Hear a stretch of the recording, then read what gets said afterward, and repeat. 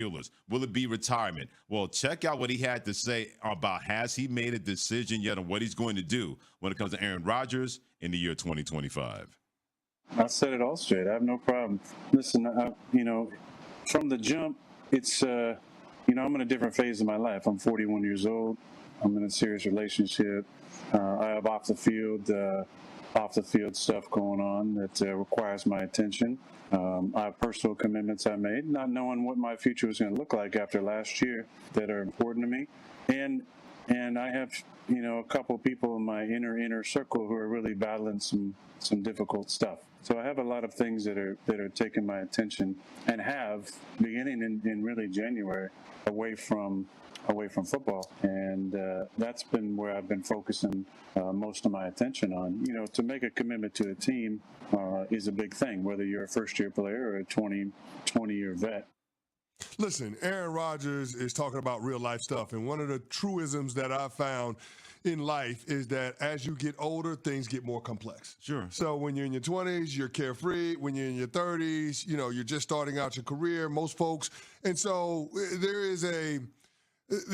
isn't a lot of complexity to what you have going on in your life. But when you get into your 40s, when you're in the prime of life, there are a lot of things that you have to contend with. And so I understand all of what Aaron Rodgers is saying. My life is not as simple as do or don't I want to play football. There are a lot of other responsibilities, a lot of other obligations. That being said, NFL teams are about the business of putting together their team and knowing who their quarterback is going into the NFL draft. And there are a lot of teams that are in holding patterns waiting on this Aaron Rodgers domino to fall. Mm-hmm. And chiefly among them is the Pittsburgh Steelers. So if you're hearing that, if you're Art Rooney II or Mike Tomlin, you got to have a little bit of angst now as we're days away from the NFL draft kicking off.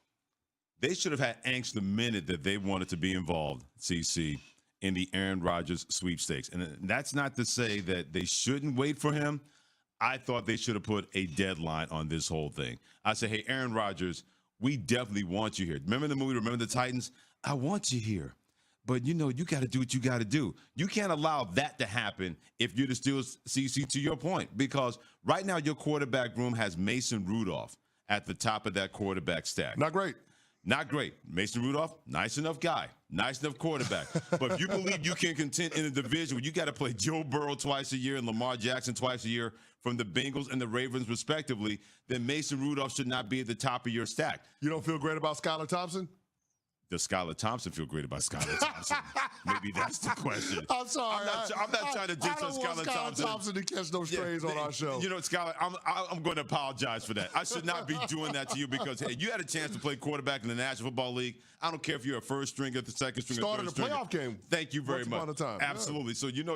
So, you've done more than 99.999% of the world involving playing at the highest level in the National Football League. But if I'm the Steelers, I'd have placed a deadline and say, Aaron, I know you got things going on in your life. I know you got to handle a couple of those things, but we got to think about the organization first. We can't be thinking about you first. And I would have put a deadline saying, when are you going to make a decision? If you don't make a decision by X number, X day on the calendar, then we got to go on with our lives. And I guarantee you that would have pushed up the timeline, in my opinion, about Aaron Rodgers making a decision. But here's the thing, Freddie C. Even if they give him a deadline, doesn't mean that Aaron Rodgers has to respect it.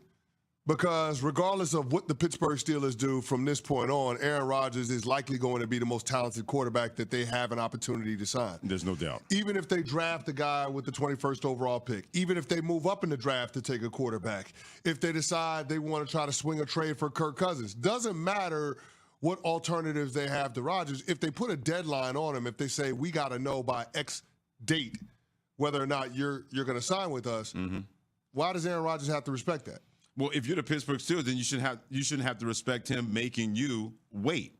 If you're the Pittsburgh Steelers, when you involve yourself with a quarterback that you know is going to be better than anybody having your quarterback room, you went out and got a DK Metcalf to make sure it wasn't just going to be George Pickens and him and Pat Freiermuth. You needed that thumper on the outside. No doubt. It doesn't help the Pittsburgh Steelers that there's video of Aaron Rodgers throwing with DK Metcalf, and I'm thinking, well, wait a minute, we know you want to be here. Why are we waiting? Why are you making us wait? Because yeah, we know how important you are. We know how important you are to our franchise in terms of us being better when we get to the playoffs, that we have not been at the quarterback position. But at a certain point, if you're Aaron Rodgers, you got to read the room. The room is just not about you, even though it has been about him in his whole NFL Hall of Fame career. I don't understand why the Pittsburgh Steelers voluntarily backed themselves into this corner. No, that's a better answer. I don't understand it. I don't understand how we've gotten to the place where there's so much uncertainty, so much ambiguity around what they're doing at the quarterback position, and we're on the eve of the NFL draft. I mean, you would like to know whether or not you've got your quarterback so you can set your draft board and you can know the other positions of need that your team probably has to address, especially early on when you're looking at those prospective premium draft picks as day one starters.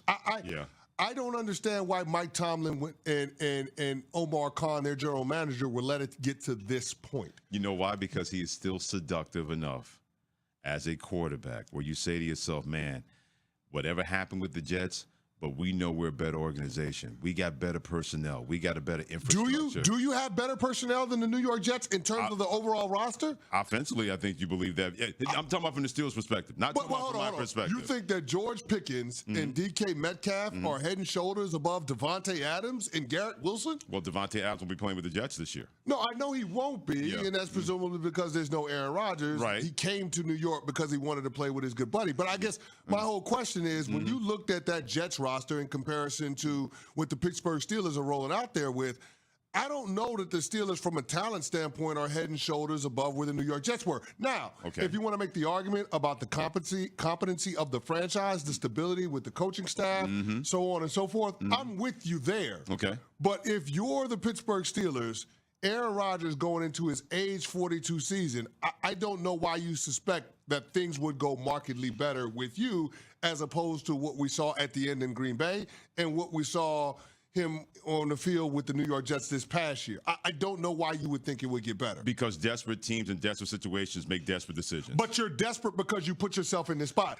Exactly. You're desperate because you didn't re-sign Russell Wilson. You're desperate because you didn't re-sign Justin Fields. That's the part that I don't get. And I'm not trying to play Monday morning quarterback here, but why did you decide that you were out on those guys and that you were willing to wait around and be left in a holding pattern for Aaron Rodgers, one of the most mercurial players that we've had in our league? As Michelle Smallman says, the self-proclaimed enigma. Why would you want to stake your team's football future on a quarterback that at this stage of the game, April 18th, hasn't decided whether or not he wants to play football in 2025. Right. As my former head coach Bill Parcells used to say, if you're thinking about retirement, you are retired.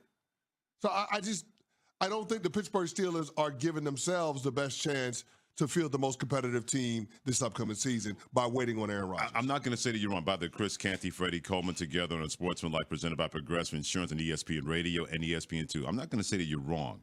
What you had to say about waiting for a guy like this, as Michelle Smallman called him, the